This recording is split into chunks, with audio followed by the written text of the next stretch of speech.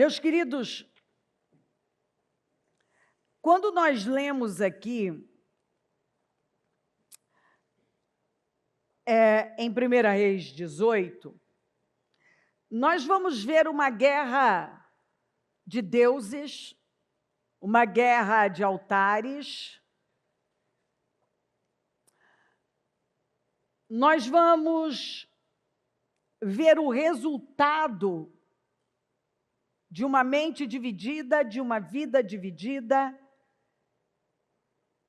de viver com o coração dividido, um coração dobre. É o que nós vemos. O Elias, ele chega fazendo esta pergunta: até quando vocês vão oscilar entre duas opiniões? Se o Senhor é Deus, sigam-no. Mas se Baal é Deus, sigam-no. Porém, o povo, nada respondeu. Até quando cocheareis entre dois pensamentos, entre duas mentes? Porque quando nós lemos, e só Tiago falou sobre coração dobre e mente dividida. Inclusive, acho que vou até ler para você já. Ele manda pedir sabedoria para não viver assim. Peça, porém, com fé, sem duvidar. Pois aquele que duvida é semelhante à onda do mar. Então, lembra, ele ilustra, olha a onda do mar, vai e vem. Levada e agitada pelo vento. Qualquer vento. Não importa de que lado vem o vento. Que vento é esse? Então, os ventos sopram. Ventos de notícias ruins, ventos de sentimentos, Satanás lança seus dardos. E o que ele quer? Ele quer que as pessoas sejam movidas por esses ventos, e não pela palavra. Então, aquele que duvida, peça, porém, sem duvidar, pois aquele que duvida é semelhante à onda do mar, levada e agitada pelo vento. Não pense, tal homem que receberá coisa alguma do Senhor. É alguém, porque é alguém que tem mente dividida e é instável em tudo que faz.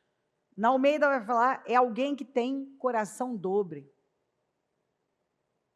Que no grego se refere a duas mentes, a duas almas, para você ter noção. É como se fossem duas pessoas numa só. E não é o que a gente vê?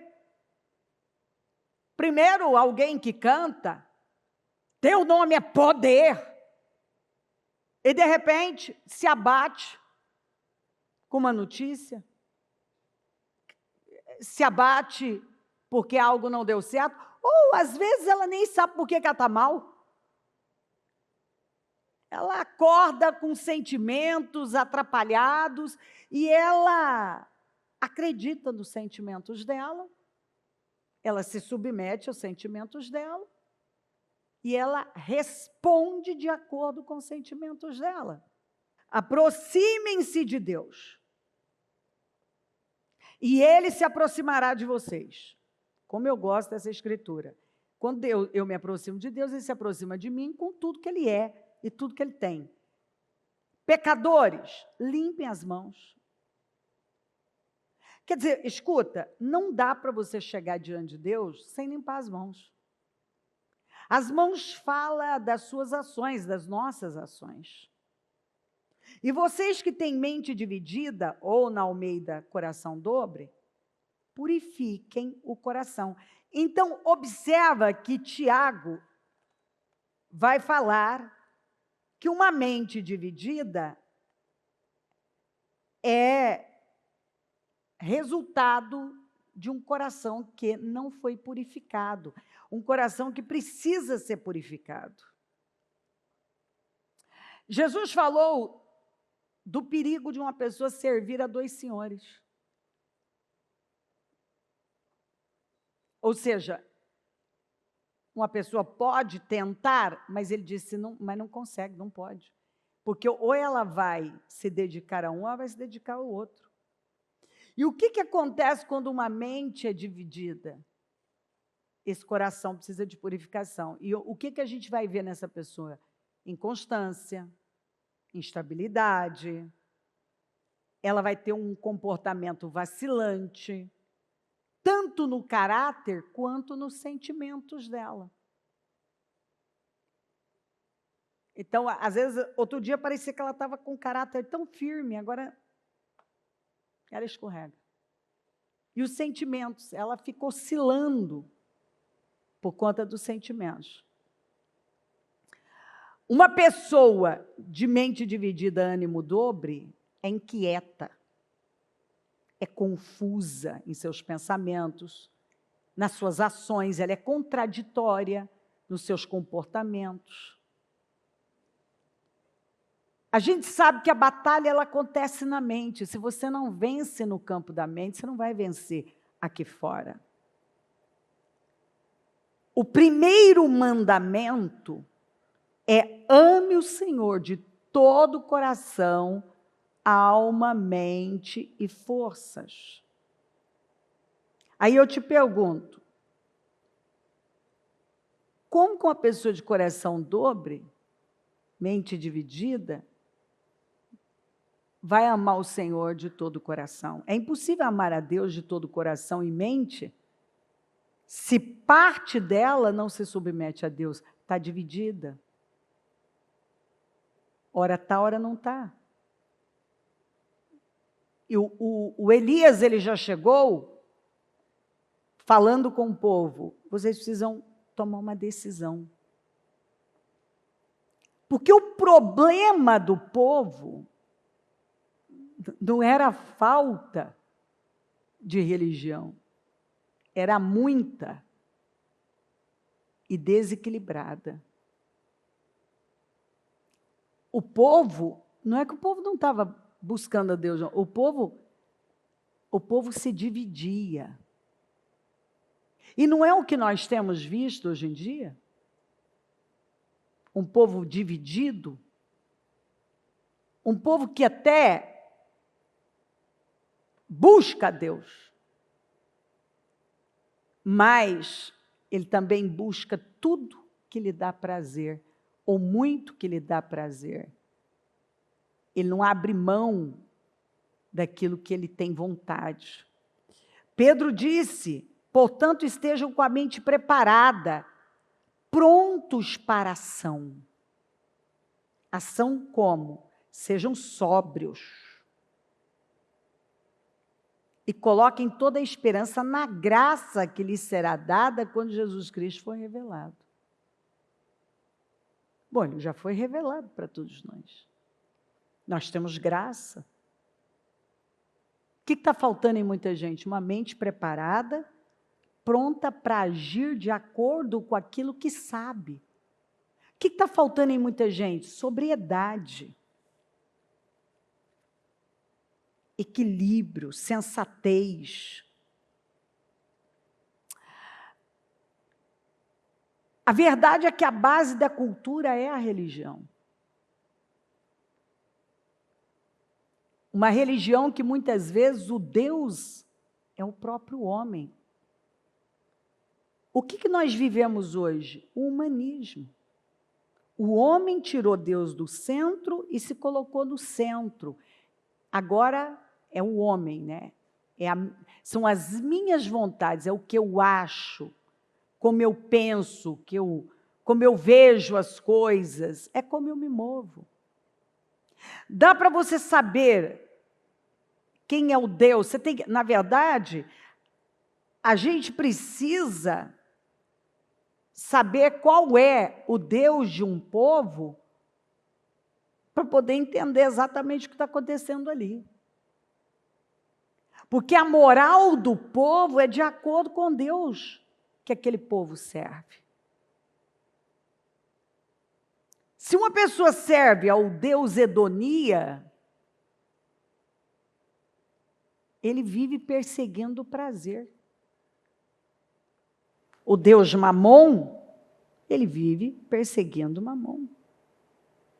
Ele vive perseguindo dinheiro, ele faz qualquer coisa, ele joga tudo, ele joga a fé dele. Ele abandona Deus, ele abandona a família, ele abandona tudo. Ele não quer nem saber. Ele passa a vida correndo atrás disso. E aí o que a gente vai ver? Que esse povo aqui foi buscar Baal. Baal, teoricamente, era o Deus da prosperidade, do trovão, das chuvas. E o profeta vem e diz: vocês estão atribuindo a Baal a prosperidade de vocês, o sucesso? Então não vai chover agora. Agora não chove mais. A partir de agora não chove mais. E aquele país, Israel ficou 3 anos e meio sem chover. E havia uma seca, assim, absurda. Os animais foram morrendo. Lembra da viúva de Sarepta, que ela estava já esperando a morte. Porque a seca era severa. E naquele momento a seca só estava começando. Quando Elias chega lá, tinha aproximadamente uns 6 meses só de seca. Ainda tinha uns 3 anos pela frente de seca. Então, mas ali a abundância chegou, porque aquela mulher agiu a fé. Ela era de Sidom. O Deus dela, com certeza, não era o Deus vivo. Mas ela se submeteu. E olha que coisa interessante. Quando uma pessoa se submete ao Deus vivo. Ela começa a viver resultados totalmente diferentes dos outros. Com certeza, o Deus daquela viúva era Baal. Porque era o Deus que dominava, inclusive a Jezabel era de lá. Mas quando ela se submeteu àquela fé, você vê uma mudança. Você vê que algo mudou dentro dela. E você sabe que enquanto não muda dentro do coração da gente, a fé que nós... Porque todo mundo manifesta fé em alguma coisa. Todo mundo. Quem diz que não crê em Deus de jeito nenhum, ele crê na ciência. Ele não crê em Deus, mas ele crê na ciência. Ele põe a fé dele na ciência. Ele põe a fé num remédio. Por que com uma pessoa que diz que não crê em cura, mas ela vai no médico, ela faz exames e ela compra remédios? Ela compra remédios. Ué, é uma fé. É uma fé natural, mas é uma fé. Você toma remédio para quê? Você toma um remédio para a gripe, um remédio para o estômago, porque você acreditou que aquele remédio podia resolver o seu mal-estar. É uma fé em algo natural, mas é uma fé. Porque você vai tomar um negócio que você não acredita? Você vai fazer um negócio que você não acredita? É óbvio que não. É uma fé. Então, todo mundo tem um tipo de fé. Está colocando a fé em algum lugar, está agindo a fé de alguma maneira. A maioria de forma natural. Em coisas naturais, falíveis, e que muitos não estão saindo do lugar. Muitos criticam a fé no Senhor. Quem usa a fé no Senhor. Mas ele está usando a fé que ele tem do jeito que ele acredita. Ele só se incomoda quando a gente age no Senhor. Porque ele está usando a fé dele. De forma natural, em coisas naturais, ou não. Tem gente que busca recursos, teoricamente, sobrenaturais, mas não no Deus vivo. Bate em portas, as mais diversas. Então, nós precisamos parar agora e fazer essa pergunta, que é exatamente o que Elias perguntou para o povo. Até quando vocês vão oscilar em dois pensamentos? Nós vamos ter que tomar uma decisão na nossa vida, porque essa vida dividida é fracasso. E você tem que cansar de ser fracassado. Se tiver alguém fracassado, em nome de Jesus que não tenha, mas se tiver alguém fracassado aqui em alguma área, você tem que cansar disso. Ou você entra de vez, ou você tem que tomar uma decisão. Porque não dá para viver uma vida onde um dia eu digo que eu creio, mas no outro dia eu já não sei mais se eu creio. Um dia eu estou aqui, eu estou buscando. No outro dia eu já estou pensando em outra coisa, eu estou já fazendo algum outro plano. Eu preciso chegar num ponto definidor, sabe? Eu preciso definir minha vida, que foi o que Elias falou para o povo. Até quando vocês vão oscilar entre dois pensamentos? Vão cochear entre dois pensamentos? Vão oscilar entre duas opiniões? Até quando vocês vão ter essa mente dividida, esse coração dobre? Até quando vocês vão até buscar o Senhor, mas vão oferecer sacrifícios a Baal? Eu até busquei a Deus, eu até estou buscando a Deus, mas eu também estou buscando outras coisas. Eu digo que eu coloquei minha confiança no Senhor, mas eu estou colocando em outras coisas também. Eu busco a Deus, mas também eu busco outras coisas. Eu digo que eu quero Deus, mas eu também quero muitas outras coisas. E aí eu vivo essa vida me dividindo. E eu preciso entender que aqui nós vemos uma guerra de deuses, mas o Deus vivo sempre vence. Uma guerra de altares. E às vezes eu vejo gente falando para mim, eu preciso de restauração financeira, restauração familiar, restauração sentimental, conjugal. Mas tudo começa na restauração do altar. A mudança da nação não aconteceu até que o altar fosse restaurado. E parece que tem gente que não entendeu isso ainda. O que você precisa que seja restaurado vai acontecer a partir do altar do Senhor restaurado. Não adianta eu querer algo na minha vida restaurado se o altar do Senhor está quebrado, está em ruínas, não está restaurado. Nada será restaurado sem a restauração do altar.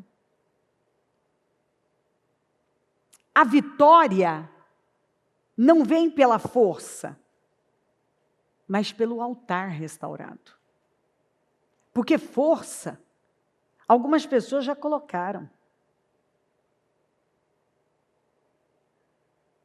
Nós vemos a guerra dos sacrifícios. Tinha os sacerdotes lá no altar de Baal, oferecendo sacrifícios a Baal. E a gente também tem que olhar Que tipo de sacerdote está nos liderando? A quem esse sacerdote oferece sacrifícios? Em que altar ele pisa? Porque também é uma guerra de sacrifícios. E você pode oferecer sacrifícios no altar errado. Entregar nas mãos do sacerdote ou dos sacerdotes errados. O Elias entregou o mesmo sacrifício, novilhos iguais para os profetas de Baal e ficou com dele ali. E deu tempo para eles. Tudo igual. Só que deuses diferentes. E ali eles fizeram tudo. Foi entregue um sacrifício para eles. E deu resultado? Não. Não deu resultado. Porque o Deus que eles estavam clamando não respondeu.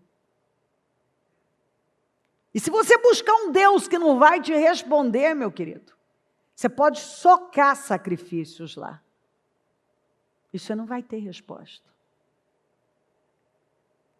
Então nós precisamos observar que Deus é esse, que sacerdote é esse, que altar é esse que eu estou botando meu sacrifício. Porque nós vemos a guerra, uma guerra de deuses, uma guerra de altares e uma guerra de sacrifícios. Nós vemos sacerdotes e nós vemos um profeta, sozinho.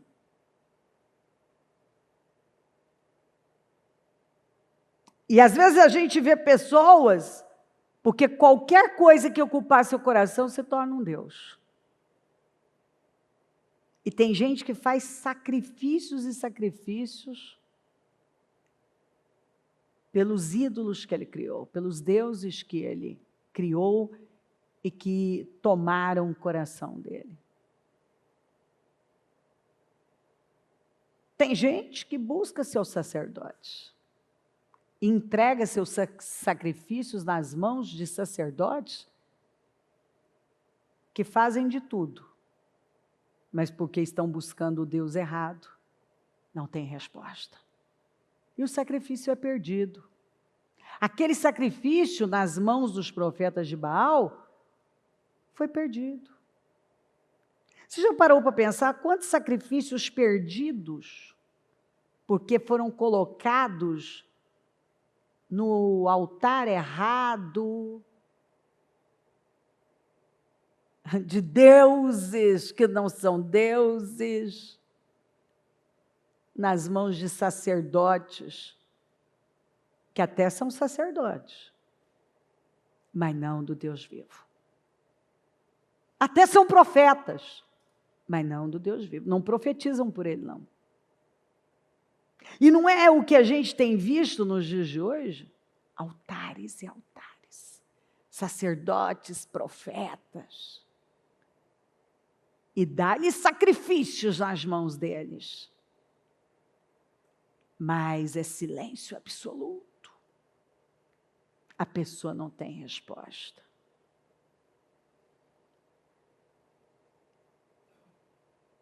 Então, às vezes, na vida de uma pessoa, não é falta de sacrifícios, não é falta de espetáculo, porque os profetas de Baal fizeram um espetáculo. E se cortaram, fizeram um movimento. Mas Baal, como disse Elias, estava muito ocupado naquele dia. Não respondeu. E às vezes a pessoa ela não tem resposta faz muito tempo na vida dela. Que ela não tem uma resposta de verdade. Mas ela vive se dividindo. É uma fé dividida. Ela quer ver o que Deus vai fazer através de Elias, mas ela está de olho nos profetas de Baal também. ela dá sacrifícios para onde for conveniente. Ela se divide. E nós vivemos um tempo de mentes divididas, de um povo dividido. Gente que ouve de tudo, que busca de tudo um pouco. Gente que está aqui hoje, amanhã ele está em outro canto, ele estava outro dia não sei aonde, ele vai para... Ele não tem um lugar para chamar de lar. E todo mundo precisa, quem ama a sua vida espiritual, precisa ter um lugar saudável para chamar de lar. Tem que ter um lugar, meu amigo, onde você cria raízes. Você não pode viver de passagem e achar que você vai ter uma vida espiritual saudável. Quantas vezes eu vi gente chegar para mim e dizer, não, eu estou em tal lugar já faz 20 anos, nossa, mas minha vida não vai. Mas eu estou aqui para fazer o propósito, depois eu vou voltar para lá, porque eu tenho um vínculo com o pessoal, sabe?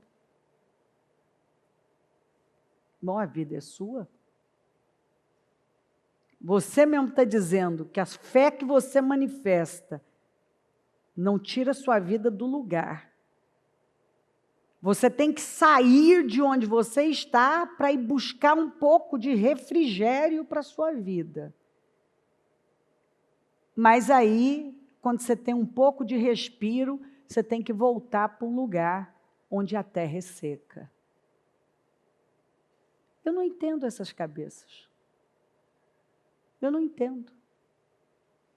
É por isso que Paulo, quando alguns foram reclamar com ele do que estavam sofrendo, inclusive até agressões físicas dos seus líderes, parece que é brincadeira, mas é verdade, e ele falou, vocês têm o que vocês toleram.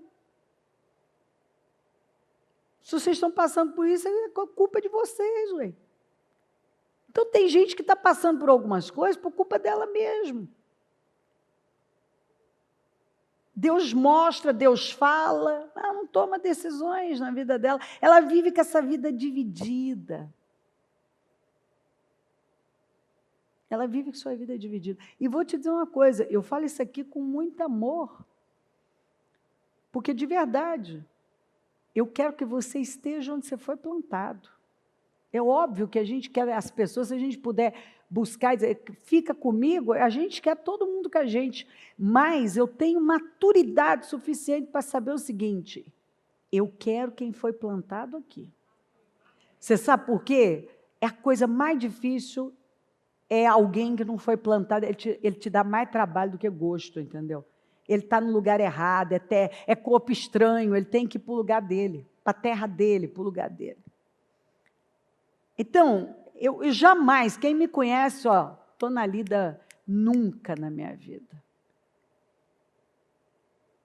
Trabalhei, fiz qualquer coisa para levar uma pessoa a tomar uma decisão, se não dizer, ore a Deus e busque que Deus direcione sua vida. Você tem que ouvir o Espírito de Deus, não sou eu que vou dizer isso para você. O papel de uma liderança nunca é de tomar decisões para uma pessoa, é de dar luz, botar luz para que ela tenha visão, clareza para conseguir tomar aquela decisão. Mas eu digo para você, com experiência de anos, todas as pessoas que eu vi vivendo essa vida, flutuante, e oscilante, essa vida que vai para lá, que oscila para lá e para cá. Eu nunca vi realmente essas pessoas terem uma vida vitoriosa, sabe? Porque a gente precisa ter um lugar para chamar de lar, a gente precisa fincar raízes, nós precisamos... E uma planta, ela não pode ser... Está plantada aqui, daqui a pouco é arrancada, vai para ali. Isso... Ela vai sofrer, e algumas a morrer. Então, você sabe onde Deus te plantou, agora cresce, meu filho, cresce para baixo. Cria raízes e raízes profundas no reino. sabe? Faça algo para o reino, cresça na presença de Deus, mas não viva para lá e para cá, que se arrebenta com a sua vida. Então, nós precisamos abrir o leque e entender o que o Espírito está falando com a gente. Que aqui ele está falando vários pontos, e eu oro para que até o que não foi dito você entenda. Porque nem tudo a gente precisa falar para você entender. Às vezes eu estou aqui pregando e você já pode, você mesmo, estica um pouco, que você já está entendendo dentro do seu contexto de vida, você vai entender. É isso aí. É isso aí. Isso aqui cabe na minha vida. Olha o que eu estou fazendo aqui. Ó, Deus não é minha prioridade. Eu até ofereço sacrifício, mas pelo jeito eu estou botando no altar errado. Talvez até na mão de sacerdote errado. Porque aqui o mesmo novilho que foi para Elias, foi para eles. Só que o deles perdeu. Foi um sacrifício perdido. Você já parou para pensar quantas pessoas que têm sacrifícios perdidos porque está tudo errado? O Deus está errado, o sacerdote está errado, o altar está errado. Está tudo bagunçado, está tudo desalinhado. E aí você imaginar que esse povo era o povo de Deus. É duro acreditar que a gente está falando, que Elias está falando para crentes, mancos, mas crentes. Tudo manco, mas crente. É duro, a gente não quer acreditar. Não, bispa, não. Por favor, você entendeu errado a palavra. Não, não é. Não era crente. Tudo crente. Tudo crente. E manco. Crentes mancos. Crentes de coração dobre. Crentes com mente dividida. Crentes que se dividiam entre Baal e o Deus vivo, o Deus de Israel e Baal. Crentes que ofereciam seu sacrifício para o Deus vivo, mas também ofereciam nos altares de Baal. Aliás, tem escrituras que falam, eles buscavam a Deus, mas também buscavam tais deuses. É duro. Eu entendo o dilema de Jeremias, porque eu muitas vezes me senti meio, não igual Jeremias, mas assim, meio que surtando igual ele. Quando eu leio Jeremias 44, resumindo, vem o exílio da Babilônia e Deus fala, fica aí, não tem que fugir, se vocês se submeterem, o rei da Babilônia, eu vou fazer com que ele seja bondoso com vocês, mas se vocês fugirem, tudo que vocês temem, vocês vão encontrar. Se vocês fugirem para o Egito, tudo que vocês temem, fome, peste, guerra, morte, tudo que vocês temem, vocês vão encontrar no Egito. Bom, o assunto é longo, não vou puxar muita coisa, vou só dar umas pinceladas. Pois Jeremias está pregando, os caras ficavam com o quê?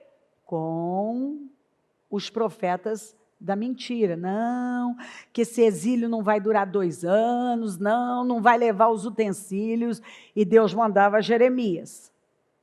Gente, é impressionante.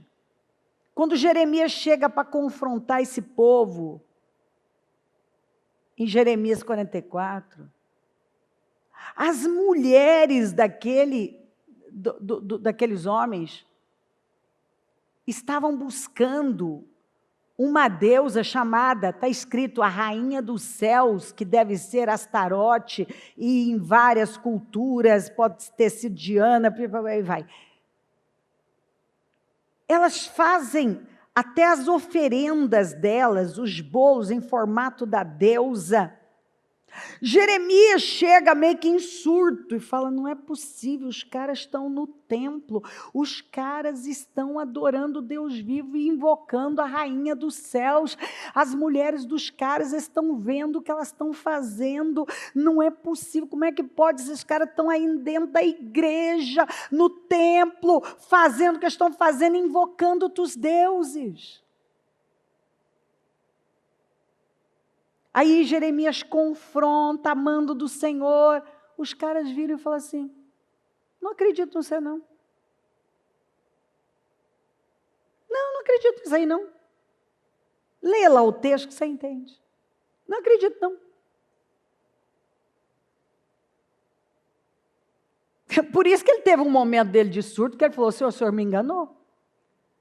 Maldito o dia que disseram que eu estava nascendo. Não, o senhor me enganou. O senhor me mandou fazer um negócio que é impossível. Eu estou pregando para crente, porque o senhor me mandou pregar. Para ímpio, o senhor me manda pregar para crente.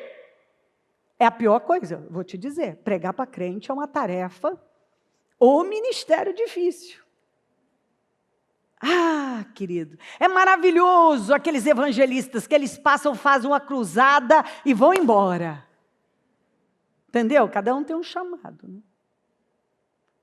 Agora, você pregar para crente ali, ó, todo dia. Crente que está caindo os dentes de crente. De tantos anos que é crente. E continuam se dividindo, você está pregando para eles. E eles estão, não sei, não concordo com isso aí não. Acho que não, não é bem assim não. Então Jeremias ficou surtado. Ele surtou. Por quê? Porque ele falou, isso é uma tarefa impossível. Eu prego para crente, eles não querem ouvir. Eles falam que não é bem assim. E não é o que a gente vê. Você está pregando para crentes. E os caras estão se dividindo. Eles têm outros altares. Porque tem gente que o sacrifício que ele não faz para Deus, ele faz para os prazeres dele, para a carne dele. Ele dá nó em goteira para aquilo que ele quer, para a carne dele.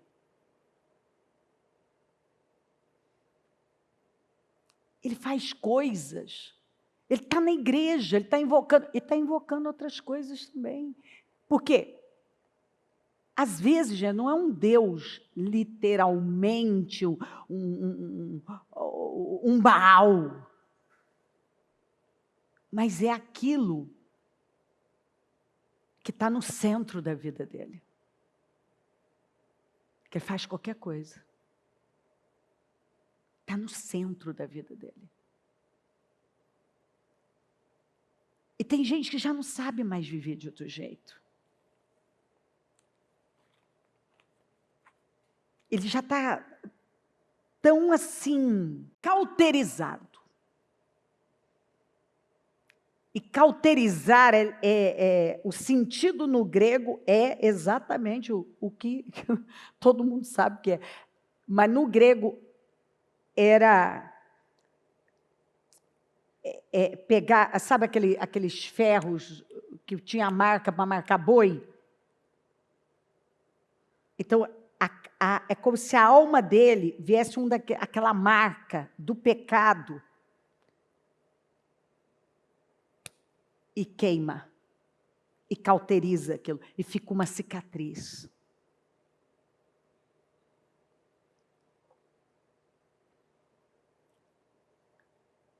É uma consciência cauterizada.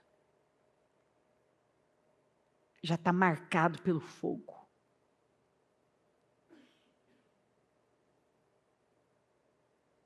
Marcado. Você está pregando para ele, não...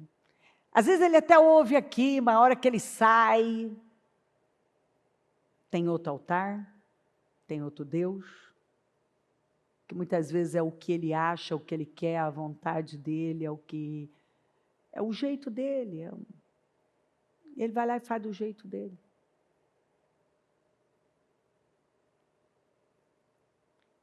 E não é que a pessoa não sabe o que fazer, ela sabe o que fazer.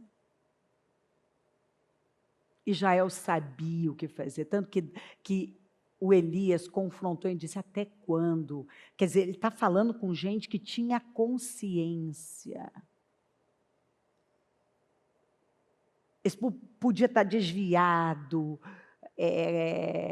perdido o temor, a consciência realmente cauterizada, queimada pelo fogo das suas paixões e enganos. Mas esse povo tinha consciência, sim, do que eles estavam fazendo, que aquilo estava errado, eles estavam se dividindo. Então eu sei que Deus está falando com gente que sabe, mas não bota força, é aquela palavra, como você tem pouca força de vontade, põe força para aquilo que quer. É mais fácil, que é muito difícil. Então, meu filho, então o que vai fazer, né? Já jogou a toalha? Será que alguns já jogaram a toalha? Não adianta mais nada, então. Não tem, gente, não tem. Escuta. A Bíblia fala que a natureza geme. E a gente está vendo ela gemer, e ela tá ficando pior, ela já está dando uns gritos. As Escrituras falam dos acontecimentos que vêm por aí. O Senhor já avisou que por multiplicar a iniquidade, é o que está acontecendo, o amor de muitos vai esfriar. Quer dizer, o pecado vai aumentando e as pessoas vão se envolvendo. Quer dizer, todo mundo tem consciência dos tempos que vivemos. Pode ignorar? Pode. Mas todo mundo tem consciência dos tempos que estamos vivendo.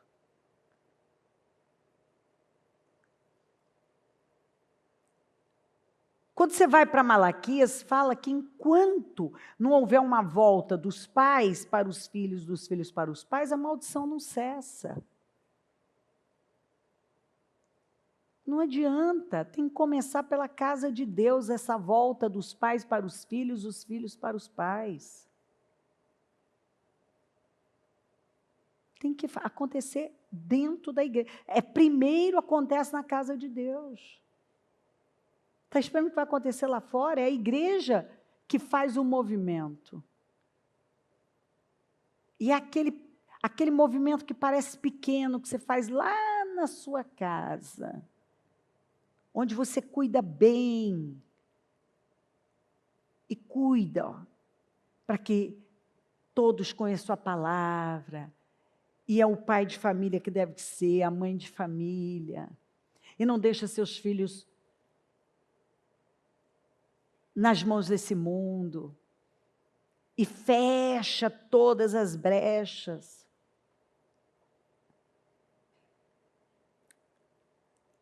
O João Batista veio no poder de Elias. E o que ele pregou? Arrependimento, mudança de mente, mudança de postura, mudança de conduta. Jesus chegou pregando a mesma coisa. Ou seja, a pregação é a mesma. Nada vai acontecer se não houver uma mudança interna, um alinhamento. Até quando vocês vão oscilar? Então Elias disse a todo o povo, aproximem-se de mim. O povo aproximou-se, e Elias reparou o altar do Senhor que estava em ruínas. Aí, a partir daí, qual foi a primeira coisa? Ele pegou as 12 pedras, que fala do quê? De unidade. Porque Deus, as 12 pedras falam da unidade das 12 tribos. Porque Deus não opera onde há divisão. E ele restaura o altar. E agora ele bota o sacrifício. E o sacrifício de Elias não foi perdido. Porque o profeta era do Senhor. O altar foi restaurado. E quando você coloca a sua oferta, o seu sacrifício, né, você entrega, porque sacrifício é vida. Você coloca no lugar certo. Você atrai o fogo. E fogo não é espetáculo, apesar de ter sido um espetáculo. É poder, é santidade, porque o fogo do Senhor só se manifesta onde tem santidade, onde tem pureza, onde tem um altar que foi restaurado. Altar restaurado é um altar santo.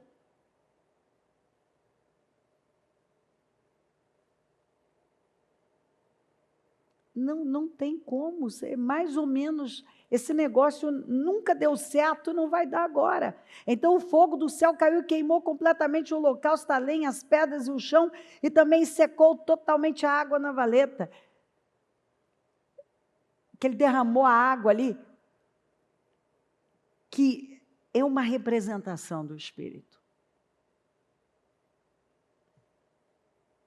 Da manifestação do Espírito, da pureza do Espírito.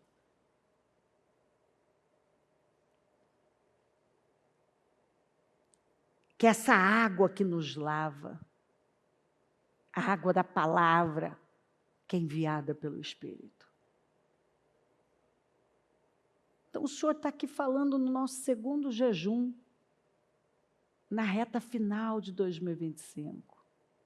Até quando? Alguns continuarão cocheando, manquejando, entre dois pensamentos, duas mentes. E Paulo fala das duas mentes, mente do espírito, mente da carne. Gente, o que está nesse mundo, acorda, não é para nós. Eu fico assim, graças a Deus, a maturidade com o Senhor, esses anos todos, né? Você vai tranquilizando. Porque não adianta se eu viver esticada, quer dizer, a gente vive mais esticado mesmo, mas eu falo, se eu viver meio que em surto igual Jeremias, você se adoenta. Então não tem outro jeito, a gente não muda as pessoas, tem que pregar. Como disse Paulo, pregar em todo o tempo, prega a tempo e fora de tempo. Tem que pregar, vamos pregando e ensinando. Com amor, com dedicação, com aquilo, entregando uma palavra genuína, poderosa, que tem o poder de mudar as vidas. Mas claramente tem gente que ele está mostrando para você que ele não quer. Ele não está disposto a essa entrega, a essa renúncia, essa mudança.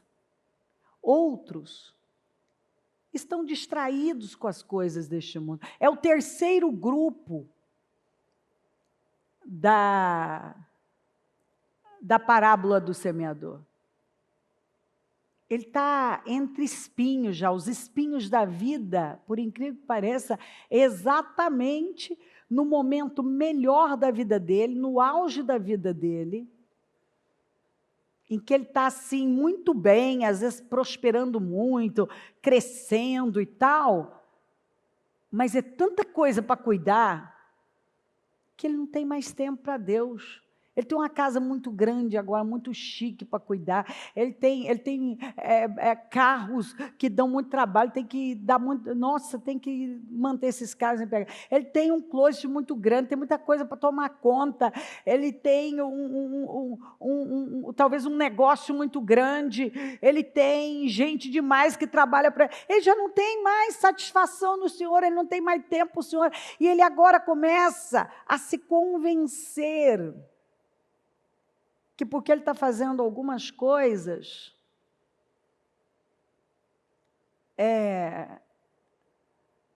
vai passar. Mas, na verdade, ele já não tem fome por Deus. Alguns já passaram o limite do propósito.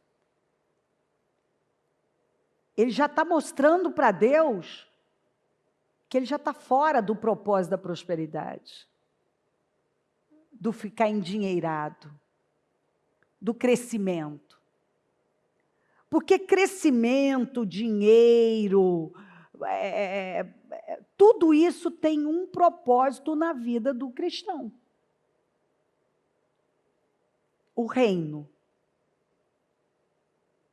E quando você vê que uma pessoa ela vai pendendo demais só para ela, para o status, e aquela coisa assim que vai virando uma obsessão, vira um Deus. Você sabia que o status na vida de algumas pessoas é um Deus?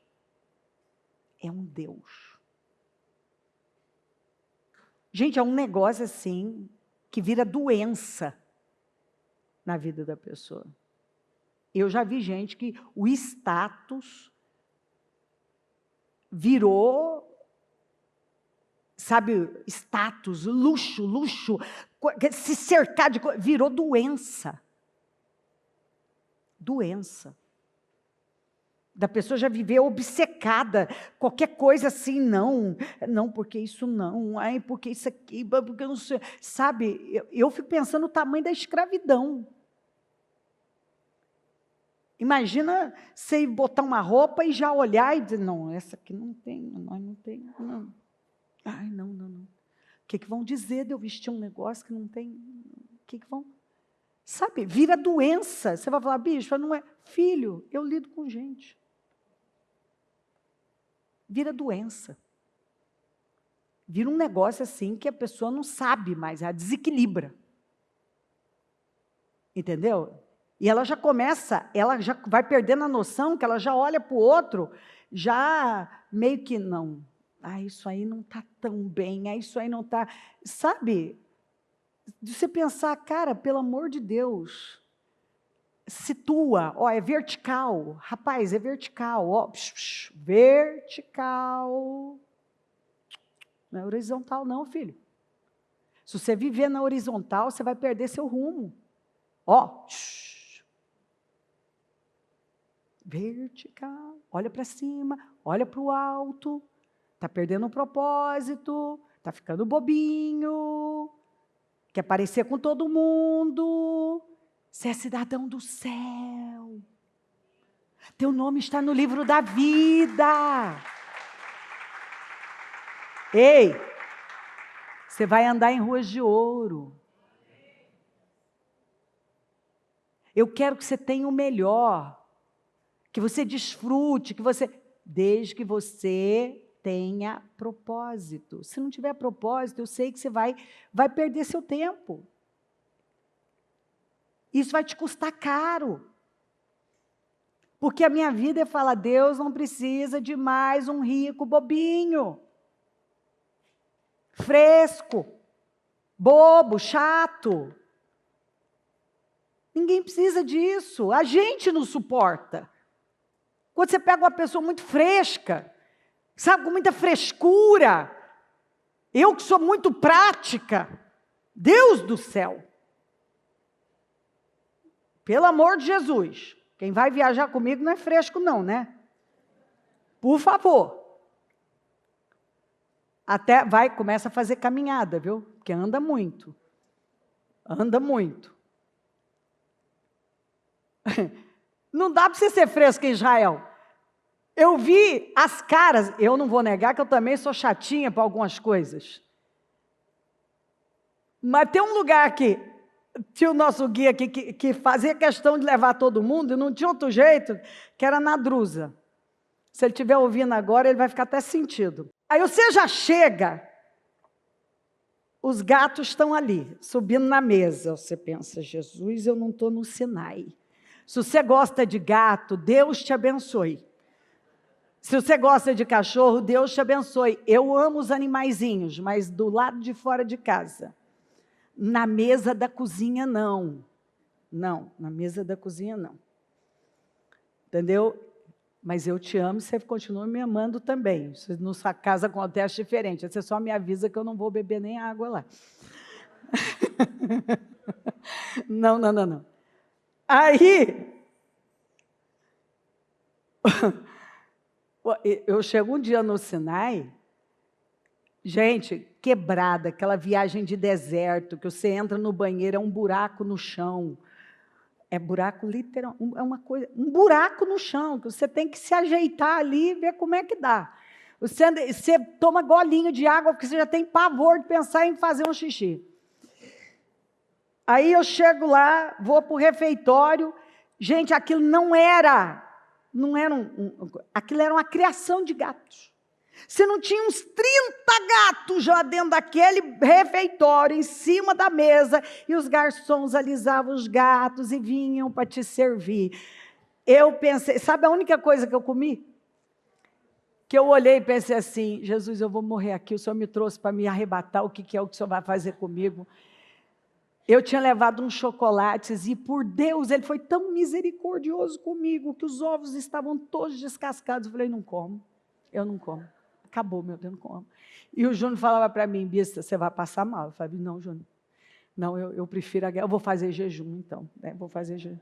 Aí eu encontrei uns ovos com casca. Eu falei, ai, Jesus, foi livramento. Catei tudo que eu podia, levei para o meu lugar de pedra lá, que eram uns negocinhos lá. E ali mesmo eu me virei com ovo cozido e os chocolates que eu tinha, sobrevivi no Sinai daquele jeito, porque era gato demais, meu Deus do céu, nunca vi tanto gato na minha vida. Aí eu chega na Drusa, os gatos estão lá. E a Drusa, ela alisa o gato que passa no coisa, e depois, eu acho que o pessoal que foi comigo deve estar lembrando do gato da Drusa, ou não está lembrando do gato da Drusa. E eles só me contaram depois que o gato passou no balcão, e ela vinha com a luvinha dela, e pegava a comida e botava no prato da gente, mas também alisou o gato. E eles me contaram só depois. Eu falei, tá bom, mas eu também nem comi daquilo que ela botou aqui, não adianta nem botar. Então não adianta, vocês não vão me pegar. Eu comi do que estava ali, do de cá, não comi daquele lá. Então, se você for muito chato, lá não vai dar. Mas eu estava pregando a palavra, eu fui contar dessa parte da Drusa, até perdi o rumo da palavra. Eu estava falando de quem perde o propósito. Que você tem que ser simples na vida, que às vezes você vai ter que criar seus meios. Mas falando de propósito, a vida só funciona quando você está bem fundamentado no propósito. Porque se você não estiver bem fundamentado no propósito,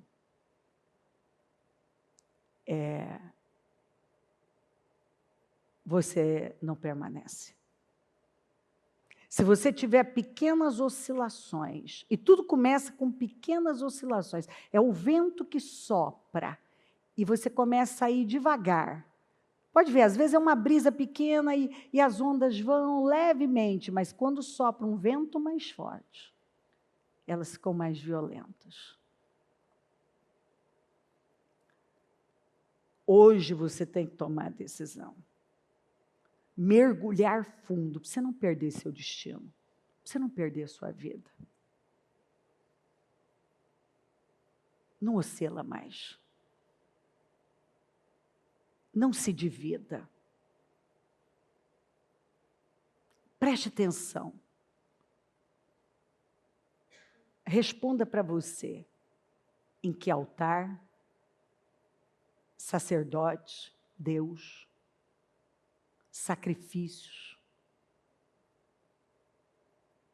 onde estão sendo colocados? Você está buscando a Deus e mais alguma coisa? Porque direto tem alguém que diz, não, eu amo a Deus, estou buscando a Deus, mas na hora dele tomar uma decisão, ele toma com base na necessidade. Ele está querendo dar uma ajudinha para Deus, então ele não vive por fé, ele vive por vista. Ele toma decisão com base naquilo que ele acha que é mais fácil, que é mais cômodo, que é mais fluido. Quando Israel saiu, tinha um caminho mais curto, mas Deus escolheu um mais longo. Então, nem sempre o que para você parece a melhor coisa e o melhor caminho, como foi para Ló, Ló também achou que as campinas de Sodoma era a melhor escolha da vida dele. E foi a ruína dele. Foi a ruína. Então, nós precisamos responder essa pergunta. Porque ele perguntou para o povo, até quando vocês vão oscilar? Até quando vocês vão manquejar? Até quando vocês vão viver essa vida dividida? Até quando mente dividida, coração dobre? Até quando? Gente, nós temos que tomar uma decisão na nossa vida. Se o Senhor é Deus, e Elias quer dizer que Deus é o Senhor, só o Senhor é Deus, não é por acaso que foi Elias? Elias quer dizer isso, o nome Elias. Se algumas pessoas não entenderem que é só o Senhor é Deus, e olhar para Ele, firmar a vida nele, vai continuar se dividindo. Ou eu acredito em Deus, ou eu acredito em tudo que Satanás está fazendo. Ou eu acredito em Deus, ou eu vou acreditar nos meus sentimentos. Ou eu acredito nas promessas que Ele me fez, ou eu vou olhar para fora e me distrair com bobagens. E perder o rumo da minha vida, porque um problema surgiu, porque uma notícia ruim chegou. Tá, você pode ter recebido notícias ruins essa semana, mas e o que Deus tem falado com você?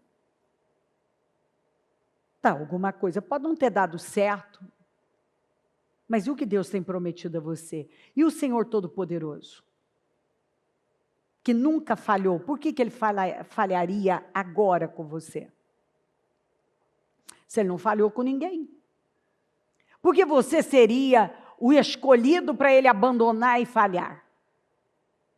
Então tem que parar. Ora crê, ora não crê. Ora está na fé, ora na incredulidade. Ora, Deus é tudo, agora já não sei mais. Ora, eu quero Deus, agora já estou me distanciando. Se aproxime dele. Chega de se dividir. Faz definitivamente essa risca no chão. E olha para a sua vida, responda para você.